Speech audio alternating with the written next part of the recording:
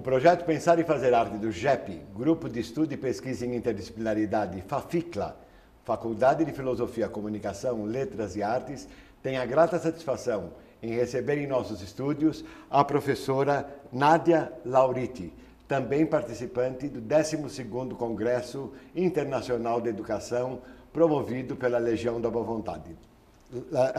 Nádia, é um grande prazer recebê-la em nossos estúdios e gostaria que você falasse o que você achou do Congresso como um todo.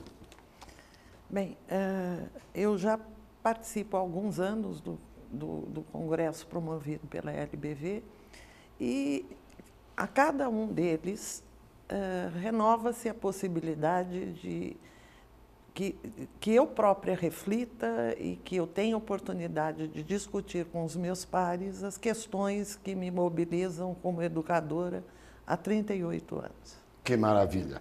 E a professora Nádia, como disse, há 38 anos, atua em cursos de graduação e pós-graduação, mestre em Linguística Aplicada ao Ensino de Língua Portuguesa pela Pontifícia Universidade Católica de São Paulo e especialista em Avaliação Institucional pela UNB. Nádia, o que é de comum entre o fazer artístico e o fazer educativo? Bem, esses dois campos, esses dois fazeres, têm em comum ou guardam entre si grandes semelhanças. Em primeiro lugar, ambos constroem pelo seu fazer uma relação que é única, uma relação que se pauta pela construção ou pela mudança da visão do outro. Ambos são construções históricas. Sim. E, portanto, variam conforme o tempo e conforme o espaço. E ambos necessitam de artífices para sua concretização.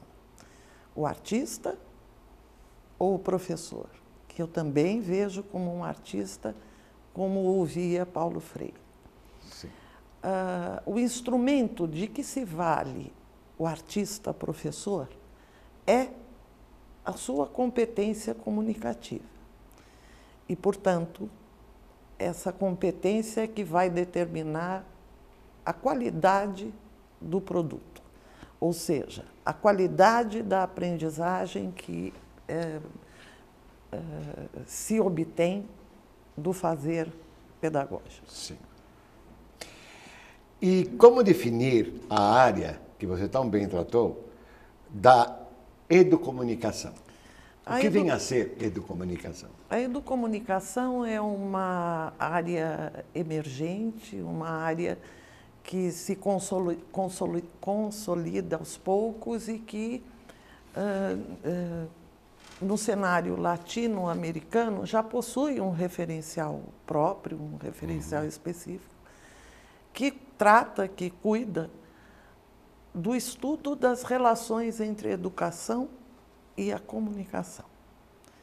Como a educação e a comunicação podem produzir os efeitos benéficos, melhores para os seus beneficiários. É uma área que vai muito além da simples discussão das práticas, ou da inclusão dos recursos tecnológicos numa sala de aula. Ela estuda os benefícios que a comunicação pedagógica pode trazer para todos os ambientes de aprendizagem, quer sejam eles presenciais, quer sejam eles à distância ou semipresenciais. Ou semipresenciais. Todos eles, com as novas tecnologias da informação ou da comunicação, têm por detrás um emissor e um destinatário das mensagens. É esta mediação que faz com que a construção do conhecimento ocorra, é que é o foco do estudo, dos estudos e das pesquisas da educomunicação atualmente. Porque entre o processo de emissor e receptor, existe sempre uma intencionalidade, não é? Sim. E também existe uma intencionalidade, entre aspas, com S, quer dizer, a tensão que sempre se estabelece entre o emissor e o receptor da mensagem. E é nesta inter-relação entre emissor e receptor que a educomunicação exerce o seu papel. Sem dúvida nenhuma. Muito bem. Como a interdisciplinaridade pode ser entendida nesse contexto? A interdisciplinaridade é o eixo vertebrador da educomunicação. A interdisciplinaridade precisa deixar de ser vista como slogan pedagógico obrigatório. Exatamente. E precisa se transformar em práticas cotidianas da Sim, sala porque ela é uma de aula. categoria de ação. Ela é uma categoria de ação e, como tal, ela não pode viver no âmbito dos discursos pedagógicos. Ela tem que ser exercida. Ela tem que ser exercitada na intimidade, no cotidiano das Exatamente. salas de aula, no dia a dia dos professores. E a interdisciplinaridade, ela exige uma atitude de abertura. Exatamente. Uma De rei sem reino. Isso, de abertura, de não temor ao confronto, à tensão, que são extremos. A indagação, a dúvida, principalmente. A incerteza. Vivemos, a pós-modernidade é uma época de incertezas. Exatamente. E não se pode mais acreditar que os nossos paradigmas, as nossas verdades... Verdades verdadeiras, bem entre aspas, né? Muito entre aspas, sejam primeiramente imutáveis, coisa que sabemos que não são. Sim. E tampouco verdades particulares. Elas não podem, as verdades das ciências não podem ser vistas como verdades particulares pertencentes a um nicho. Sim, sim. E absolutas também, porque não existe. E absolutas. Na verdade, a interdisciplinaridade, ela necessita além de todas essas categorias, de todas essas características, para ser verdadeira, ela precisa, repito, estar em constante ação. É necessário que se derrubem as paredes das disciplinas engessadas. Exatamente. E no lugar destas paredes se construam pontes. Exatamente. Cada um de nós precisa aprender a sair das metanarrativas das ciências nas quais as ciências que nos encantam, e olhar com encantamento também as demais ciências. Claro. Para que... Porque não existe nada desligado. Nada. Claro. E todos sabemos como é difícil operar com categorias ou com conceitos transversos. Sim. Que sejam provenientes de outros campos de conhecimento. outros campos. E, evidentemente, atuar com esses conceitos transversos implica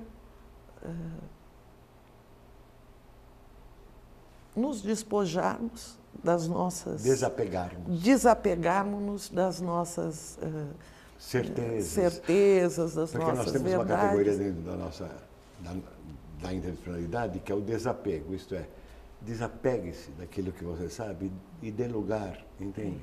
A outras coisas. Esse é um exercício diário da gente. Não é que nós estejamos prontos para isso, mas nós todo dia tentamos nos desapegar e aprender e refrigerar. Perfeitamente. Entende? Refrigerar o que está já mais ou menos embolorado. Embolorado. Assim. Agora, essas paredes, elas não separam somente as disciplinas. Não. Os conteúdos, às vezes, dentro dos nossos próprios conteúdos, nós não conseguimos construir estas pontes. não conseguimos construir projetos que envolvam outros conteúdos e outras áreas.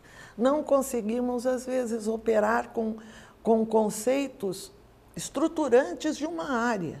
Exatamente. Então, muitas vezes, nem na própria área conseguimos a transformação destas paredes em pontes. E, principalmente, creio que a pior barreira que separa não sejam, quer sejam as disciplinas, quer os conteúdos, são as barreiras entre as pessoas.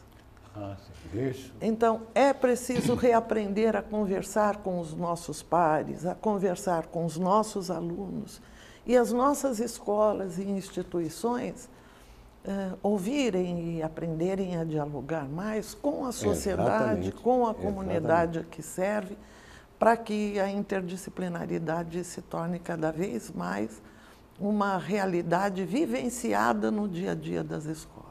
Muito bem, Nádia. E eu gostaria de retomar um pouquinho e falar a respeito do diálogo, né? O diálogo não é só professor e aluno, mas é professor, aluno, o mundo, os livros que você lê, é a leitura do mundo com o mundo, é toda a arte, educação e cultura, modo de vida, isto é, toda a cultura dialogando, entende? Quer dizer, é aberto para que você possa retirar o necessário para que você responda àquela indagação, àquela necessidade. Esse exercício é um exercício íntimo, eu acho. É verdade, é pessoal. É pessoal. E você falando de diálogo, uma das categorias mais importantes que o saudoso Paulo Freire trata é o que é ser dialógico, né? Exatamente. Neste contexto. Diálogo, pela sua etimologia grega, significa fluxo de comunicação. Sim. Não há possibilidade de que dois monólogos virem um diálogo. Um diálogo, exatamente. Não há, porque aí não há o fluxo. Exatamente. E uma das definições mais bonitas que eu ouvi de Paulo Freire e li no livro Comunicação ou Extensão é a definição do que é ser dialógico. Lá ele diz que ser dialógico é não invadir, é não manipular, é não sloganizar o próprio diálogo. O diálogo não pode virar slogan. Claro que não. Ele precisa ser usado principalmente no fazer educativo, que se nutre desse diálogo. E ele diz nesse livro ainda que o diálogo é um encontro amoroso entre os homens que, mediatizados pelo mundo, transformam a realidade. E nessa transformação se humanizam. Então, Paulo Freire, que foi um dos pioneiros da educomunicação na América Latina, é quem melhor, na minha opinião, define o que é ser dialógico. Maravilhoso, não é? Maravilhoso, é maravilhoso. Como é possível exercitar essa estética comunicativa diante da diversidade dos nossos dias, entende? A única realidade que se mantém em todas as salas de aula, em todas as relações em que há alguém ensinando e alguém aprendendo, é a diversidade. A diversidade, ela está presente sempre. E uma relação comunicativa estética, eu penso que é aquela que primeiro conhece quem são os seus alunos, como eles aprendem, quais são suas histórias. E depois de conhecer, trabalha com estas diferenças em sala de aula. É necessário que as diferenças sejam contempladas no ato educativo. Ou seja, se sabemos que só se aprende com o outro, Sim, claro. E este outro é sempre diferente, é necessário que o professor crie estratégias e situações de aprendizagem em que os alunos possam ter contempladas as suas necessidades sensoriais e as suas para aprender e as suas velocidades de aprendizagem. Não é uma tarefa fácil, todos nós sabemos, mas sem esse conhecimento prévio de quem são esses alunos que vão aprender e como eu disponibilizo estratégias educomunicativas, presenciais ou à distância, que contemplem essas necessidades, não há possibilidade de que o ato educativo se torne um ato estético. Muitíssimo bom, muito obrigado. Com as duas dimensões da comunicação, como as duas dimensões da comunicação interferem na sala de aula? O professor deve levar em conta as duas dimensões da comunicação para que ela se estabeleça com eficácia. Tanto a primeira dimensão, a dimensão intrapessoal, que se refere ao monólogo interior, a essa conversa interior que todos nós temos, em que o eu conversa com o próprio eu. Exatamente. E modula a nossa disposição interna, o nosso, às vezes até o nosso humor, a nossa forma de olhar o outro. Essa comunicação interna, ela precisa ser cuidada e é de única e exclusiva responsabilidade nossa. Essa comunicação interna interfere muito na comunicação interpessoal que exercitamos, evidentemente, com o outro. Essa comunicação precisa ser, ela é modulada pela intrapessoal e de forma que não há como pensar em uma sem a existência da outra e sem até, eu diria, a profilaxia da outra. Como é difícil você entrar numa sala e achar que olhando rapidamente os seus alunos você já os conheça, ou já seja possível doce ilusão. Ter um julgamento sobre quem são esses alunos. Isto, sem dúvida, não existe, não é? E é necessário que, para que a nossa comunicação não estabeleça contatos, mas sim relações, que são efetivamente o que no ato educativo se busca, né? O estabelecimento de relações. Que possibilitam a construção de pontes. Né? As que possibilitam a construção das... Contatos só reforçam paredes. Sim. Agora, relações que devem ser construídas com esses alunos, efetivamente possibilitam a criação de vínculos mais profundos e, evidentemente, é de relações que o conhecimento precisa para que seja desenvolvido, para que as sinapses sejam criadas, enfim. Não bastam contactos. Muito bem. E quais são essas diferenças que se manifestam na sala de aula e interferem na aprendizagem? Nossa. Que você falou tão bem na palestra. As diferenças são múltiplas, não é? Os nossos alunos são seres históricos em construção, mas são seres históricos singulares, que têm as suas histórias, que têm as suas características físicas ou psicológicas, que têm as suas experiências culturais diferenciadas.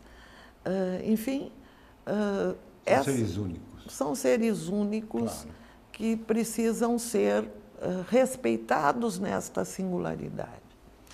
Como se não bastasse todas essas diferenças, há as diferenças de percepção também, ou de canais sensoriais prioritários que são utilizados para aprender. Há alunos por exemplo, auditivos, que para aprender necessitam ouvir com clareza, com objetividade, esses alunos necessitam de um vocabulário objetivo, claro, para que possam construir conhecimento. Para que se mantenha sintonia com estes alunos, inclusive, o professor precisa utilizar argumentos sólidos, argumentos que efetivamente o ajudem a construir a rede sináptica necessária para que ele aprenda de fato. Por outro lado, há alunos que são visuais, que necessitam ou que aprendem por construções imagéticas. Eles precisam construir imagens e nesse aspecto, os professores que trabalham com mapas conceituais, com um vocabulário comparativo imagético, auxiliam muito para que o processo de aprendizagem ocorra mais verticalmente com esses alunos. E há também os alunos sinestésicos que necessitam da experimentação, que necessitam da ação para aprender. Necessitam aprender fazendo, eles não aprendem ouvindo ou vendo, mas necessitam da ação. Ora, se esses canais, se essa diversidade é exercitada educomunicativamente pelos professores, o processo tanto de ensino quanto de aprendizagem se tornam mais facilitados. Sim, então. Porque os canais sensoriais estão sendo trabalhados e atendidos nas suas necessidades. Claro está que o professor precisa, nesse contexto, autotraduzir-se. Sempre. E este eu acho que o nosso trabalho mais artesanal. Eu, como professora há tantos anos em sala de aula, eu acho que a minha natureza de artífice se apresenta quando eu consigo me autotraduzir em sala de aula. E operando com o mesmo conceito, eu posso atender às necessidades dos diversos tipos de alunos, diversos tipos de aprendizagem perfeitamente, perfeitamente. Eu acho que é neste exercício de autotradução que o fazer artístico do professor pode se tornar legítimo. Vamos à nossa última pergunta, porque o nosso tempo está acabando. Qual é o papel da educomunicação, finalmente, na construção de mediações potenciadoras pelo professor? Bem, o professor, para construir mediações potenciadoras, efetivamente precisa, inicialmente, conhecer os seus alunos, para poder distinguir as 3 zonas que, segundo Vygotsky, são responsáveis pela construção do conhecimento. Inicialmente, ele precisa conhecer a zona de desenvolvimento real dos seus alunos. Onde que eles estão? O que estes alunos já sabem? O que eles sozinhos conseguem já dar conta, né, e resolver? Quem são esses alunos? E a segunda zona refere-se à zona de desenvolvimento potencial, que faz ou que mostra para o professor aquilo que ele precisa ainda ensinar, que este aluno não consegue fazer sozinho e que, portanto, necessita da sua mediação. Ora, quando eu tenho a intersecção da zona de desenvolvimento real com a potencial, por uma mediação potenciadora, eu atinjo a zona de desenvolvimento proximal, que é a zona responsável pela criação do conhecimento e é onde a mediação potenciadora pode ser exercitada. Pode ser exercitada. Sem o conhecimento prévio e sem claramente o professor ter em vista o caminho que ele quer seguir, dificilmente ele atinge a zona de desenvolvimento proximal.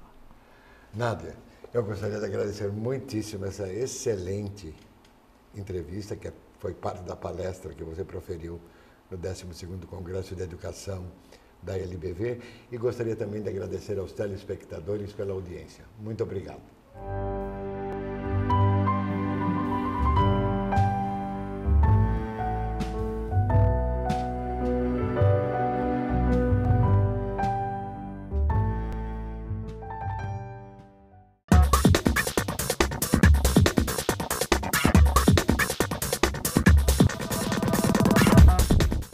Certamente você já ouviu falar sobre as dietas da moda.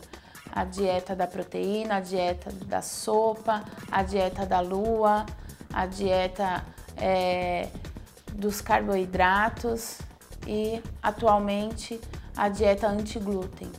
A dieta anti-glúten, ela prega que você restrinja a ingestão do glúten, que é uma proteína presente nos cereais, né?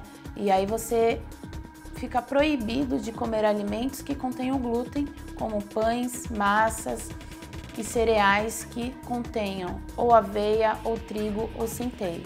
Atualmente, a maioria dos alimentos e preparações tem algum desses cereais.